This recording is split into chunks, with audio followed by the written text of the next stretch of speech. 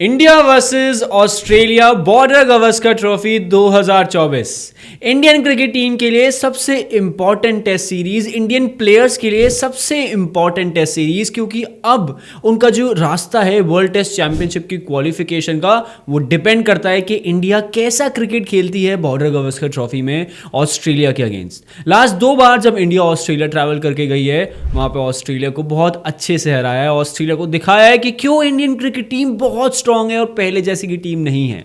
But अब challenges अलग हैं, और लास्ट जो इंडिया वाइट वॉश होकर आई है न्यूजीलैंड के अगेंस्ट, उनका शायद से कॉन्फिडेंस भी थोड़ा सा नीचे होगा। और उसके अलावा अगर हम बात करते हैं रोहित शर्मा, उनके फुल टाइम कैप्टन भी पहले टेस्ट मैच के लिए अवेलेबल नहीं है, मोहम्मद शमी अवेलेबल नहीं है। तो आज की वीडियो में मैं आपको बताने वाला हूं प्लेइंग 11 पहले टेस्ट मैच की जो पर्थ में खेली जाएगी। क्या हम लोगों को कौन से 11 खिलाड़ी देखते हुए मिलेंगे, क्योंकि शुभमन गिल भी इंजर्ड हो गए हैं, रोहित शर्मा अवेलेबल नहीं है, मोहम्मद शमी अवेलेबल नहीं है। तो फटाफट इस वीडियो को लाइक कर दो और अपनी प्लेइंग 11 भी कमेंट में डाल देना। बट हाँ, इस वीडियो को एंड तक देखना, क्योंकि मैं आपको बताने वाला हूं प्लेइंग 11 और क्यों ये 11 खिलाड़ी इस टीम में खेलने चाहिए पर्थ के विकेट पर। तो शुरुआत करते हैं पहले नंबर से, जो हमें पक्का बिल्कुल शॉर्ट ही है कि यशस्वी जायसवाल डेब्यू करते हुए दिखेंगे ऑस्ट्रेलिया के अगेंस्ट। ऑस्ट्रेलिया में पहला मैच खेलते हुए दिखेंगे यशस्वी जायसवाल। उनकी फॉर्म होम टेस्ट मैचेस में तो काफ़ी अच्छी रही है, काफ़ी अच्छा साल गया है 2024 का यशस्वी जायसवाल के लिए। बट हाँ, ओवरसीज भी जब भी यशस्वी जायसवाल ने ट्रैवल किया है, कहीं ना कहीं थोड़ा बाउंस और पेस से वो वेरी खाए हैं, उन्होंने कहीं ना कहीं डिफिकल्टी फेस करी है। हमें 2023 की साउथ अफ्रीका की सीरीज याद आती है, जहाँ पे यशस्वी जायसवाल स्ट्रगल करते हुए दिखे थे। वहाँ पे ऑलमोस्ट सारे इंडियन प्लेयर्स स्ट्रगल करते हुए दिखे थे, बट जायसवाल से हमें थोड़ी उम्मीदें हैं कि वो यंग प्लेयर हैं, 22-23 साल के हैं और अभी उनका करियर बहुत लंबा जाना है। तो अगर उन्हें टेस्ट मैचेस में, टेस्ट क्रिकेट में अपनी जगह परमानेंट करनी है, अपना नाम बनाना है, तो ओवरसीज में रन मारना, वो भी ऑस्ट्रेलियन विकेट पे अगर रन मारना है, तो बहुत अच्छा उनके लिए एक चैलेंज है, बहुत अच्छी अपॉर्चुनिटी है। तो यशस्वी जायसवाल मेरे नंबर 1 रहेंगे। नंबर 2 पे आएंगे द रिलायबल केएल राहुल। वैसे तो केएल राहुल की जगह 5 नंबर या 6 नंबर पे होती थी, पहले वो ओपनिंग करते थे, फिर 5 नंबर 6 पे आए। अब रोहित शर्मा अवेलेबल नहीं है, तो हमें फिर से केएल राहुल ओपनिंग करते हुए दिखेंगे, नई बॉल फेस करते हुए दिखेंगे। और ऑस्ट्रेलिया में केएल राहुल का बल्ला तो चला है, बट ओपनिंग पोजीशन एक ऐसी पोजीशन है, और केएल राहुल को फिर उस पोजीशन में एडजस्ट करना कहीं ना कहीं डिफिकल्टी होगी। बट फिर भी अगर हम रोहित शर्मा को हटा दें, तो कोई एक सीनियर प्लेयर होना चाहिए टीम में जो इस जगह को अच्छे से निभाए और अच्छे रन मारे। तो केएल राहुल मुझे लगता है कि नंबर 2 होने वाले हैं। उनकी काफ़ी अच्छी परफॉर्मेंस रही है सिमुलेशन मैच में, और मुझे लगता है कि वो ऑस्ट्रेलिया में इस बार रन जरूर मारेंगे।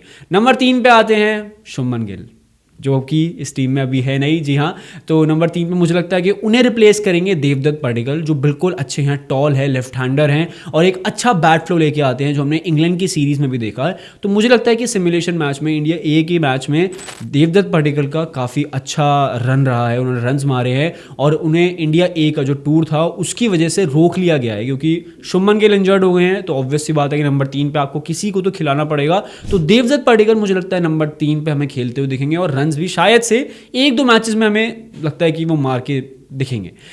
चौथे नंबर पे आते हैं हमारे किंग कोहली, विराट कोहली। ऑब्वियसली विराट कोहली के लिए एक सीरीज़ बहुत ज़्यादा इंपॉर्टेंट है, क्योंकि विराट कोहली की फॉर्म पर बहुत सवाल उठ रहे हैं, उनके रन्स पे काफ़ी सवाल उठ रहे हैं, और अब ये चांसेस बन रही है कि शायद से अगर विराट कोहली का बल्ला इस सीरीज़ में नहीं चलता है, तो शायद से हमें टेस्ट टीम से वो ड्रॉप होते हुए दिखे।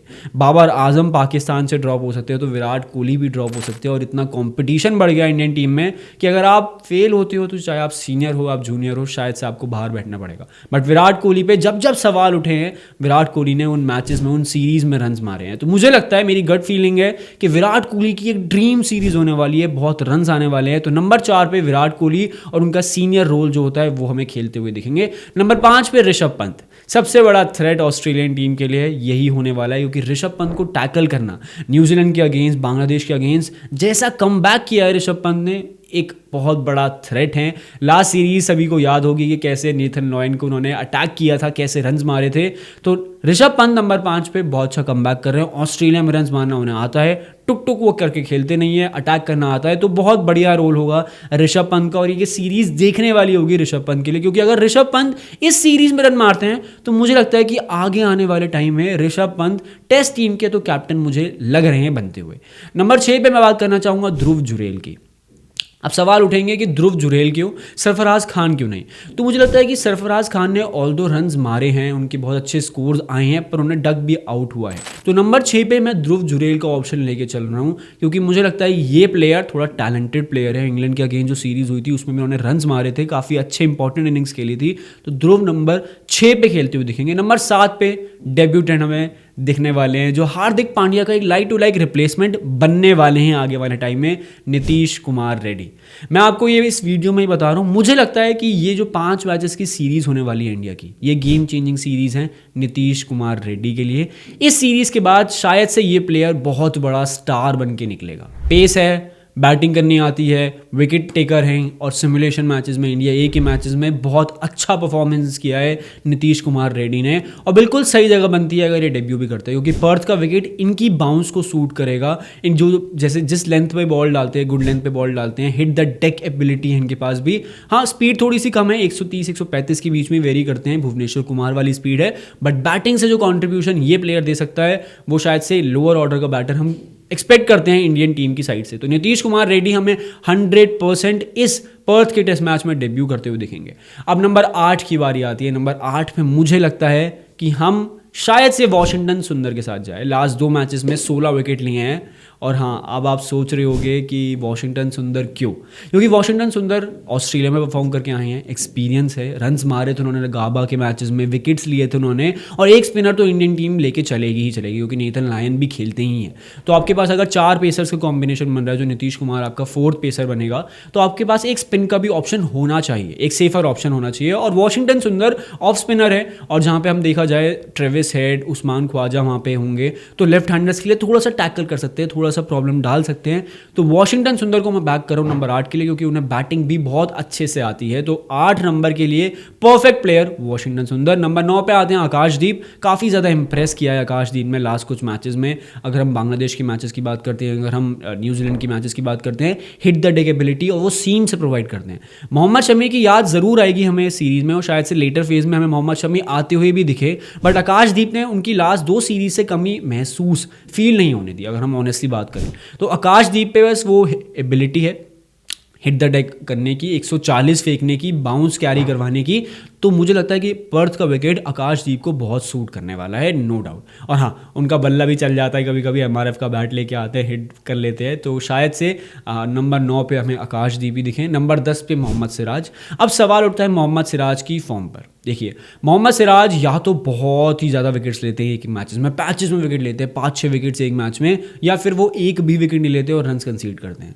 लास्ट कुछ सीरीज से नहीं, लास्ट कुछ साल से, मतलब अगर मैं महीनों की बात करूं या साल से बात करूं, तो मोहम्मद सिराज की फॉर्म टेस्ट क्रिकेट में वो नहीं दिखी है। 2021 का जब टूर हुआ था ऑस्ट्रेलिया में, जब वो पहली बार खेल रहे थे, उस सीरीज में he was bowling fire, but थोड़ा टाइम के बाद देखा जाए तो उनकी पेस भी कम हो गई है, जो अब शायद से 135 या 140 के बीच में रहती है। वो एग्रेशन कुछ ज़्यादा आ गया है, एग्रेशन ज़्यादा दिखने लगा है, परफॉर्मेंस कम दिखने लगी है। तो एक सवाल उठता है मोहम्मद सिराज पे, बट उनकी रेप्यूटेशन पे हमें कभी डाउट नहीं करना चाहिए। पर्थ का विकेट उनको सूट कर सकता है, जिस हिसाब से उनका कैलिबर, उनका एग्रेशन है, और ऑस्ट्रेलिया के सामने अगर आप एग्रेशन दिखाओगे तो मुझे लगता है कि विकेट्स लेने की क्षमता बढ़ी जाएगी।